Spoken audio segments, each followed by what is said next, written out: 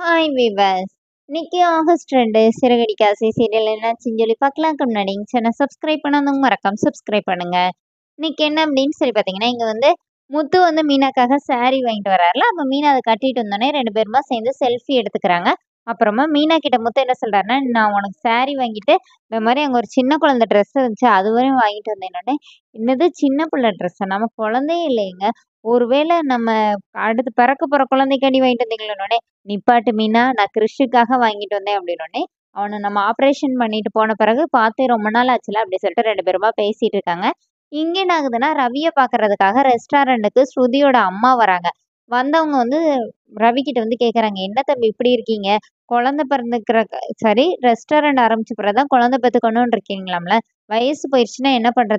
இத புடிங்கன்னு" சொல்லிட்டு ஒரு பிளாங்க் செக் குடுத்துட்டு, "நீங்க அதுல எவ்வளோ வேணுமோ எடுத்துக்கோங்கன்னு" சொல்லிட்டு அவங்க அம்மா பாட்டுக்கு போயிடுறாங்க. இப்ப ரவி பயங்கரமா டென்ஷன் ஆகி ஸ்ருதிக்கு கால் பண்றாரு. ஸ்ருதி வந்து டப்பிங்ல இருக்காங்க. எடுக்க மாட்டேங்கிறாங்க. இப்ப நேரா உள்ளயே போயிறாரு. டப்பிங் ஸ்டுடியோக்குள்ளேயே போயிறாரு. போயிட்டு நேரா போயி ஸ்ருதி கிட்ட போய் அந்த செக்க தூக்கி போட்டுட்டு வெளியில வந்துடுறாரு. அப்புறமா ஸ்ருதி பின்னாடியே போய் என்னன்னு கேட்கறாங்க.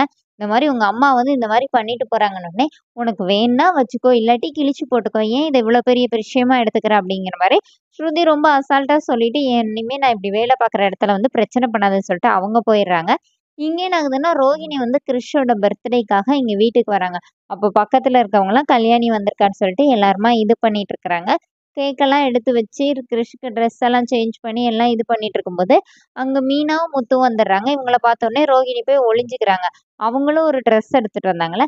"இன்னைக்கு எங்களுக்கு பர்த்டேன்னே தெரியாது. நாங்க எதேர்ச்சியா தான் வந்தோம். ஆனா கிறிஷ் நீ ஏன் அமைதியா இருக்கனோனே" கேக் கட் பண்ணலான்னு சொல்லும்போது, கிறிஷ் வந்து அம்மா அம் இது அம்மா அப்படிங்கிறான். அடுத்து அத்தைங்கிறான். அப்புறமா முத்து வந்து அவங்க அம்மாவ தனியா வெளியில கூட்டிட்டு போயிட்டு பேசுறாரு. இந்த மாரி, "ஏம்மா அந்த சின்ன வயசுல நமக்கு யாருமே இல்லன்னு சொல்லி தெரிஞ்சுச்சுன்னா ரொம்ப கஷ்டமாயிரும். உங்க பொண்ணுக்கு ஃபோன் பண்ணுங்க. நாங்க பேசுறோம். அவன் வந்து எவ்வளோ கவலையா இருக்கிறான் பாருங்க" அப்படின்னோனே, இப்போ அவங்க அம்மா வந்து என்ன சொல்றாங்கன்னா, அவ வந்து இவனுக்கு வந்து அத்தை இல்லப்பான்னோனே, "என்ன சொல்றீங்கன்னோனே" அவங்க அம்மா எல்லா கதையும் சொல்லிடுறாங்க. இந்த மாரி எனக்கு ஒரு பொண்ணு இருக்கிறா.